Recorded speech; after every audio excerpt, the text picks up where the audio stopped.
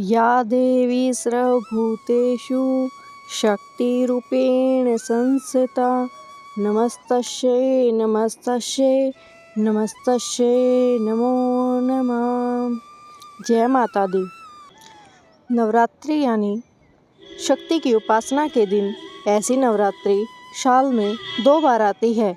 एक है आश्विन मास की नवरात्रि और दूसरी चैत्र मास की नवरात्रि।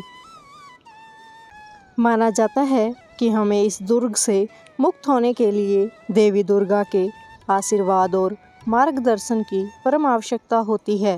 तो चलिए चैत्र मास के इन 9 दिनों में प्रत्येक दिन देवी दुर्गा की पौराणिक कथाओं का श्रवण करते हैं। नवरात्रि में दुर्गा के विभिन्न रूपों की पूजा की जाती है, जिसमें पहले दिन माँ शैलपुत्री और दूसरे दिन माँ ब्रह्मचारिणी और तीसरे दिन माँ चंद्रघंटा और चौथे दिन माँ कुष्मांडा व 5वें दिन स्कंद माता और छठे दिन माँ कात्यायनी और 7वें दिन कालरात्रि व 8वें दिन महागौरी और 9वें दिन सिद्धिदात्री। यानी चैत्र मास के प्रथम दिन देवी दुर्गा के जिस रूप की पूजा होगी वह शैलपुत्री है। जैसे कि शब्द से ही इंगित होता है कि माता शैलपुत्री पर्वतराज हिमालय की पुत्री है। इनके आध्यात्मिक स्वरूप को देखा जाए तो हम देखते हैं उनका वर्ण श्वेत है और श्वेत रंग के वस्त्र धारण किए हुए हैं। उनके हाथ में त्रिशूल और बाएं हाथ में श्वेत कमल का पुष्प सुशोभित है। माँ शैलपुत्री वृषभ अर्थात बैल की सवारी करती है, जिसके कारण इसका एक नाम वृषरूढ़ा भी है। तो आइए पहले नवरात्रि के दिन हम माता शैलपुत्री की कथा का श्रवण करते हैं। जैसा कि हम जानते हैं, दक्ष प्रजापति की 60 कन्याएं थी। इसमें सती माता कन्या का विवाह दक्ष की इच्छा के विरुद्ध भगवान शिव से हुआ था। एक बार दक्ष प्रजापति ने महान यज्ञ का आयोजन किया तो भगवान शिव व माता सती को छोड़कर सभी देवी देवताओं पितरों को आमंत्रित किया गया। लेकिन जब माता सती को इस बात का पता चला कि उनके पिता प्रजापति दक्ष ने उन्हें इस महायज्ञ में नहीं बुलाया, माता सती ने महादेव से जाने की आज्ञा मांगी।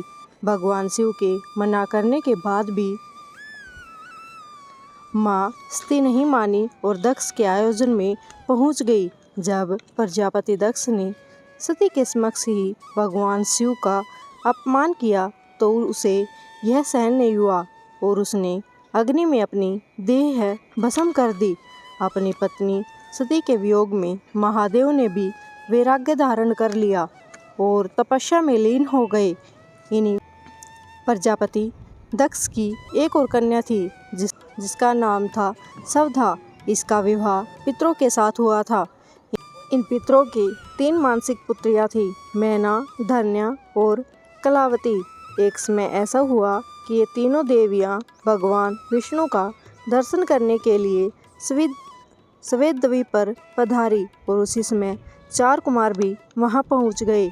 इन चारों सिद्धगणों को देखकर सभी ने अपने आसन से उठकर उनका आदर सत्कार किया, लेकिन पितरों की ये कन्याएं अपने स्थान से नहीं उठी। यह देखकर चारों कुमारों को क्रोध आ गया और उन तीनों का स्वर्ग से दूर होकर नरक में स्त्री बनने का श्राप दे डाला। इस अभिशाप को सुनकर तीनों कन्याएं उनके चरणों में गिरकर क्षमा याचना करने लगी। इन पर दया दिखाते हुए सभी कुमारों ने इन्हें अलग अलग वरदान दिए। सबसे बड़ी कन्या को पर्वतराज हिमालय की पत्नी व माता पार्वती की माता बनने का वरदान दिया। दूसरी कन्या धन्या को महाराज जनक की पत्नी और देवी सीता की माता बनने का वरदान दिया। तीसरी कन्या कलावती को वृषभानु वेश्या की पत्नी और राधा की माँ होने का वरदान मिला। वरदान पाने के उपरांत ये कन्याएं अपने घर को लौट आई। वरदान के अनुसार देवी मैना का विवाह पर्वतराज हिमालय से कर दिया गया। विवाह के पश्चात सभी देवी देवता देवी मैना व पर्वतराज हिमालय के पास पधारे उन्हें कठोर तप के द्वारा देवी उमा को अपनी पुत्री रूप में जन्म लेने के लिए अनुरोध करने लगे। यह इसलिए आवश्यक था क्योंकि उस समय सभी देवी देवता तारकासुर नामक राक्षस के कोप से भयभीत थे, जिसे केवल महादेव का पुत्र ही मार सकता था। देवी सती के आत्मदाह के कारण यह कार्य पूर्ण नहीं हो सका। अब समय आ गया है कि इसे पूर्ण किया जाए। अब देवी सती को पार्वती के रूप में अपना अगला जन्म लेना था। देवताओं की आज्ञा लेकर हिमालय और उनकी पत्नी मैना तपस्या में लीन हो गए। देवी मैना ब्राह्मणों को भोजन, उन्हें दान देती और देवी उमा की उपासना करती। देवी उमा की मिट्टी की मूर्ति बनाकर उन्हें तरह तरह के भोग अर्पण करती। कभी निराहार रहती तो कभी जल पर ही निर्भर रहती। एक बार तो देवी मैना ने वायु पर ही अपना जीवन यापन किया। कठोर तप करते हुए 27 वर्ष व्यतीत हुए। इतने समय पश्चात जगदम्बा देवी अति प्रसन्न हुई। दर्शन देकर वरदान मांगने को कहा। तब देवी मैना ने उन्हें अपनी पुत्री रूप में जन्म लेने का वरदान मांगा। देवी उमा ने यह वरदान दिया और पर्वतराज हिमालय के घर पार्वती के रूप में अवतरित हुई। हिमालय पर्वतों के राजा थे। पर्वतों को शैल कहते हैं, इसलिए माँ पार्वती का एक नाम शैलपुत्री भी पड़ा। उनका एक नाम हेमवती भी है।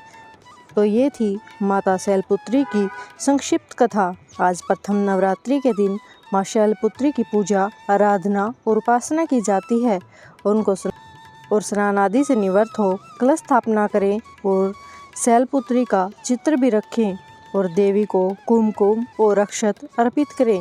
शैलपुत्री का वर्ण श्वेत है, इसलिए उन्हें श्वेत पुष्प अर्पित करना उत्तम होगा। श्वेत रंग के मिष्ठान जैसे चावल, खीर अत्यंत प्रिय है।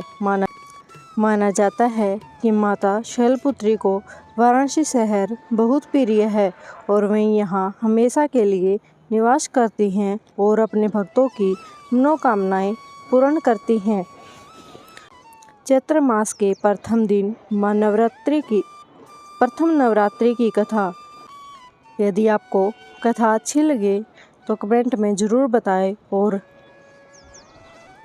अगर आप हमारे चैनल पर पहली बार आए हैं तो अपने चैनल को सब्सक्राइब करना न भूलें।